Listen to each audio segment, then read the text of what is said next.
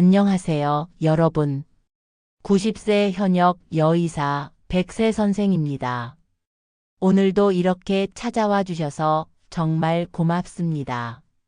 요즘 저희 채널을 찾아주시는 어르신들이 하나, 둘 늘고 계셔서 제 마음이 얼마나 든든한지 모릅니다. 아직 구독자 수는 많지 않지만 이 소중한 몇 분의 구독자님들을 위해 저는 오늘도 정성을 다합니다. 이 채널은요, 그 어떤 제품 광고도 자극적인 이야기 없이 오로지 100세까지 건강하게 사시기를 바라는 마음 하나로 운영되고 있습니다. 그러니까요, 혹시 아직 구독 안 누르신 분들 계시면 이제 한번 눌러보시겠어요? 그 작은 클릭 한 번이 이 채널을 계속 이어갈 수 있는 힘이 되어줍니다. 좋아요도 함께 눌러주시면 유튜브가 이 영상을 더 많은 어르신들에게 추천해주게 됩니다. 혹시 주변에 건강 걱정 많으신 친구분들 계시면 이 채널 꼭 한번 소개해주세요. 자, 오늘은 정말 꼭 다뤄야 할 주제입니다. 바로 발이 보내는 경고 신호에 대한 이야기입니다. 요즘 발이 자꾸 저리고 걸을 때 발끝이 시큰거리거나 혹은 발 냄새가 심해졌다는 생각 혹시 하고 계시진 않으신가요? 나이가 들면 다 그렇지 하고 넘기고 계신다면 오늘 제 이야기를 꼭 끝까지 들어주세요. 왜냐하면 이 발에서 시작된 사소한 증상이 사실은 몸 전체에 퍼져 있는 병의 출발점일 수 있기 때문입니다. 제가 진료실에서 40년 넘게 진료를 보다 보면요, 발에서 이상을 처음으로 느끼고 오신 분들 중 절반 이상이 전신 건강에 문제가 시작된 분들이셨습니다. 예전에요, 78세 할아버지 한 분이 오셨어요. 선생님, 저는 발이 너무 시려서 신경이 예민해졌습니다. 신발을 신어도 이불을 덮어도 시렵고 저려요. 처음엔 단순한 냉증이라고 생각하셨지만 정밀 검사 결과 말초신경병증이 진행 중이셨고 혈관도 이미 많이 좁아져 있었어요. 게다가 혈당 수치가 높아 진단되지 않은 당뇨 초기였습니다. 그분은 손보다 발이 먼저 이상하더라 하셨습니다. 바로 그게 핵심입니다. 우리 몸에서 가장 먼저 아픈 곳, 가장 먼저 신호를 보내는 곳이 바로 발입니다. 왜 그런 걸까요? 그 이유는 분명합니다.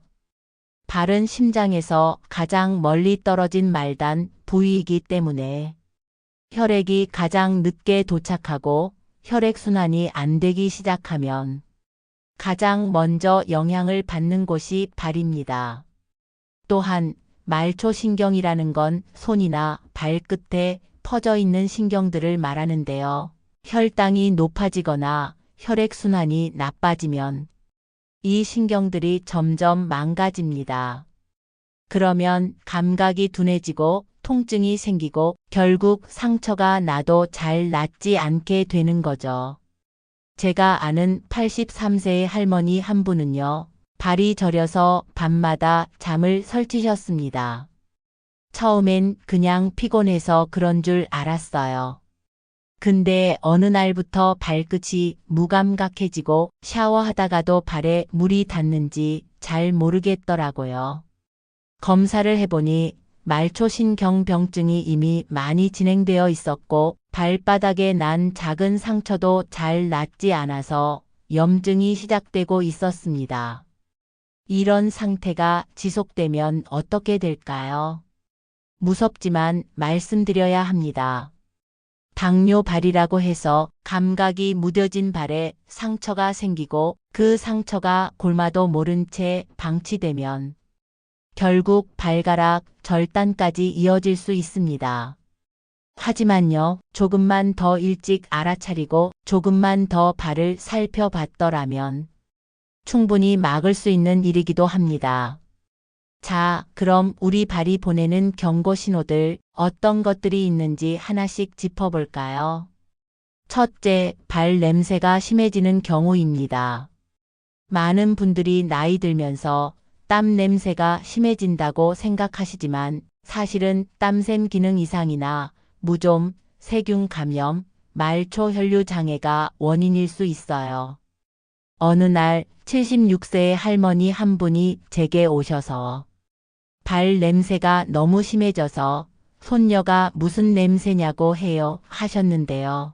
검사를 해보니 무좀균 감염과 말초 혈류 순환 저하가 동시에 있었습니다. 이분은 양말을 하루 종일 신고 생활하시고 통풍이 안 되는 슬리퍼를 주로 신으셨거든요.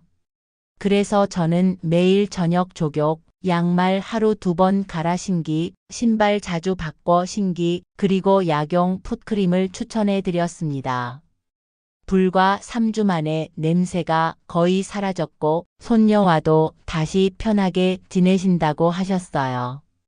둘째, 발 저림이나 감각 이상입니다. 아까 말씀드린 대로 말초신경병증의 대표적인 증상인데요.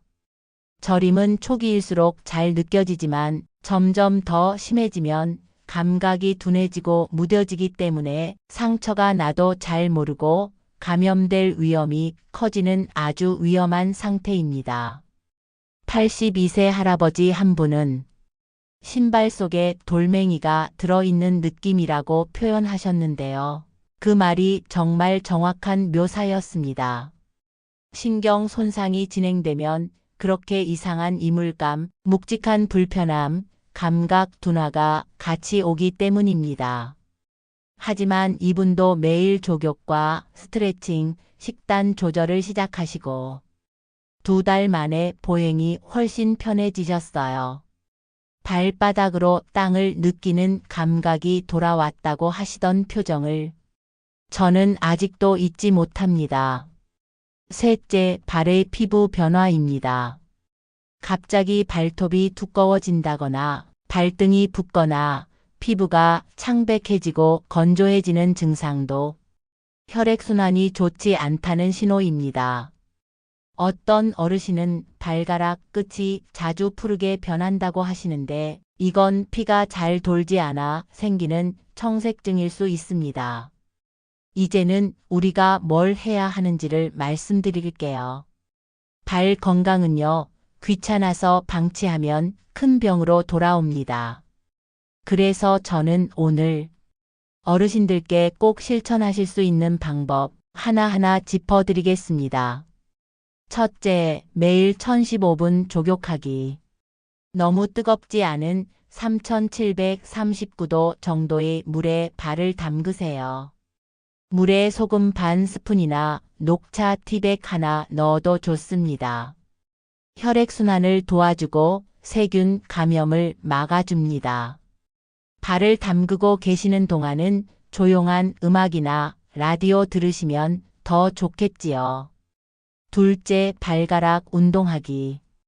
TV 보시면서 혹은 잠자기 전 발가락을 쫙 벌렸다 오므리고 발목을 시계 방향으로 돌리고 종아리를 주물러 주는 것도 큰 도움이 됩니다. 혈류가 돌기 시작하면서 저림이나 통증이 눈에 띄게 줄어듭니다. 셋째, 신발과 양말 관리 철저히 하기. 너무 꽉 끼는 신발은 발의 피를 막아버립니다. 통풍 잘 되고 발볼이 넓은 신발, 그리고 면으로 된 양말을 하루에 한 번은 꼭 갈아 신으셔야 합니다. 넷째, 발톱과 피부 관찰하기. 목욕하시고 나면 꼭 발을 보세요. 발가락 사이 발톱 및 발등, 뒤꿈치까지 붓거나 색이 변하거나 상처가 있지 않은지 잘 살펴보시는 습관 꼭 들이시길 바랍니다. 이렇게 작은 습관들이 우리 어르신들의 건강을 지켜주는 방패가 되어줄 겁니다. 마지막으로 다시 한번 강조드립니다. 우리 건강은 발에서 시작됩니다. 100세까지 가는 길, 절대 손만 건강해서는 안 됩니다. 발이 편해야 마음이 편하고 삶의 질이 올라갑니다. 오늘 영상이 도움이 되셨다면 댓글로 여러분의 이야기도 함께 나눠주세요. 여러분의 이야기가 또 다른 분에게 큰 도움이 될 수 있거든요. 좋아요와 구독도 꼭 부탁드립니다. 백세 선생, 오늘도 여러분의 발 건강을 진심으로 응원합니다. 감사합니다.